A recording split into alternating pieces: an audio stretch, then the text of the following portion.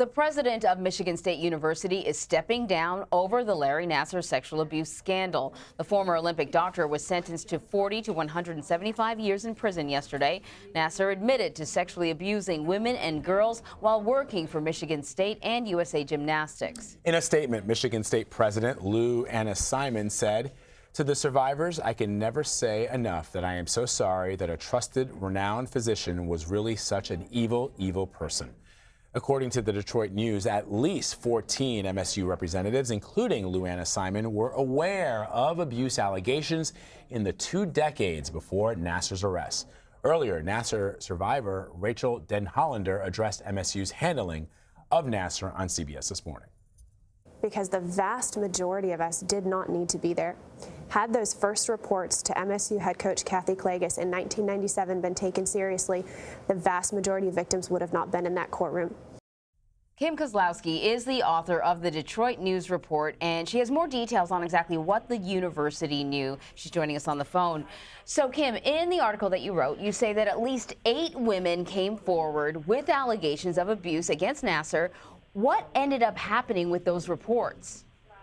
Well, nothing happened, and that's why we ended up where we were today. There were 8 young women who did step forward. They alerted at least 14 people were aware of Larry Nassar and what he had been doing. And the first report did come in 1997, so that was 20 years ago. So what Rachel Denhollander just said, that, you know, there were people that did speak with coaches, athletic trainers.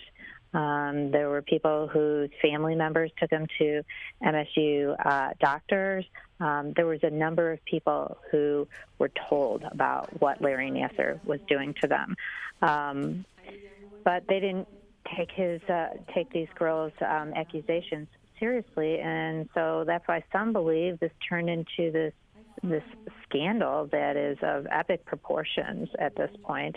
And last week we saw for 7 days young women come in and speak about the horrors that this has inflicted on their lives, not only, you know, initially during the abuse, but also the mental and emotional fallout as a result.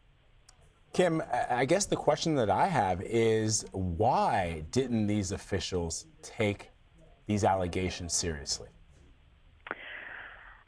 A lot of the victims feel like they just weren't believed. In the case of the very first report, a woman, her name was Larissa Boyce. She was young. She told a coach who was thought to be a friend of Larry Nassar, and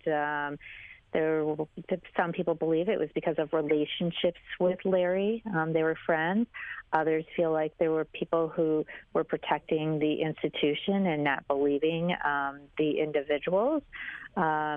Just a myriad of reasons why some of these young girls were not believed. Larry was also considered a master manipulator. Even after he was charged, people still couldn't believe that this doctor, who was a world-renowned doctor, kind of larger than life, treated Olympic champions, could do such a thing. So it was a combination of, you know, disbelief, protecting the institution, protecting friendships, just believing someone who is a pretty prominent person in the community versus these young women who, when they came forward with their reports.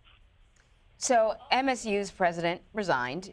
Is the expectation that others will resign as well? Well, that's not clear. It was, although the scandal broke 16 months ago, the Michigan State Board of Trustees just asked the Attorney General to look into this week. Some of the victims feel like, gosh, it took us coming forward like we did in this army this last few weeks for this to finally happen. However, yes, there is a hope that there will be more accountability beyond President Simon.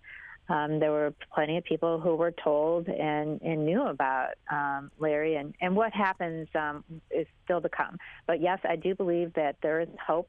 The victims have put together a page on Facebook called Me Too MSU, and when they posted on there that she resigned, people were like, yes, but more still to come. This is only the beginning, is what they were saying. Mm-hmm.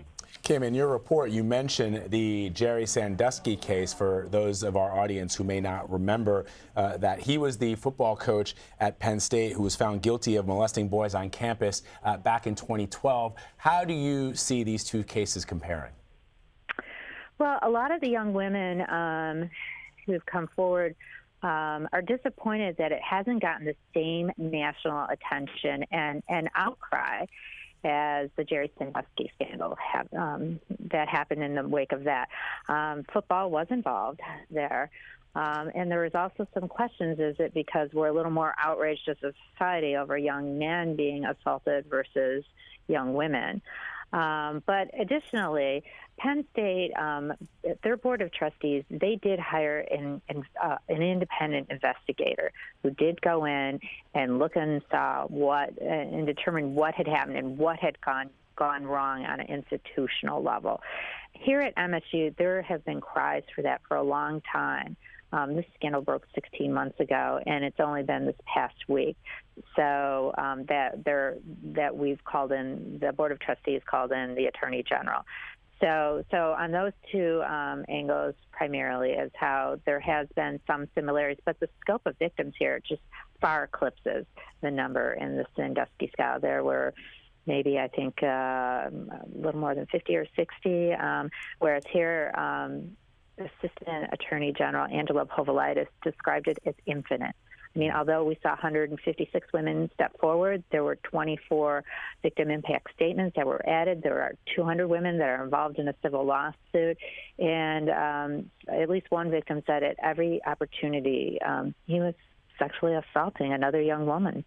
You know, I heard another comparison between this case and the Sandusky case. It had to do with the NCAA. You know, the NCAA is now launching an investigation, and there's a possibility that there may be some penalties for the university.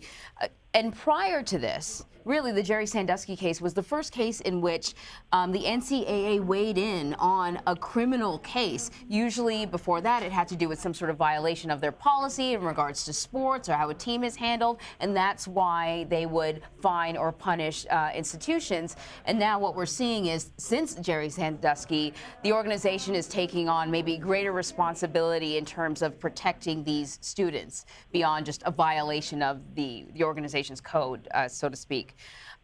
So what's next? You know, what is next for Nassar as well as USA Gymnastics? Well, Nassar is going away for a long time. He's never going to walk out of prison. So in that area, he's going to be going away. As for Michigan State University, we're looking toward an investigation and seeing what's happening within the gymnastics community. You know, there's been a lot of pain and a lot of hurt.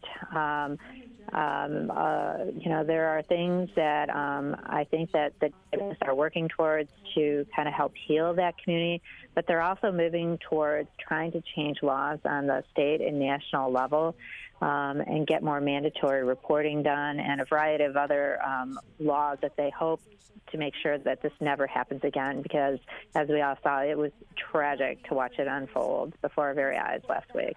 It definitely was. We ran a lot of that testimony here on CBSN, and we listened to the victims, or the survivors, as it were. And you know, each time a woman got up to speak, we were sort of moved by how powerful her words were, and then someone else would get up to speak, and everyone was just—it was really incredible. And Kim, you rightly point out, Kim, two things. One, we even ourselves, Anne-Marie and I, marveled at the fact that this story did not garner the same kind of national attention as other cases similarly to this. For example, O.J. Simpson or Jerry Sandusky, which, you know, you saw weeks and months and years in some cases of coverage over those crimes, and the fact that the assistant attorney general made sure to point out in her closing arguments how investigative reporting like yours and the Indy Star was crucial in bringing this horrific scandal to light.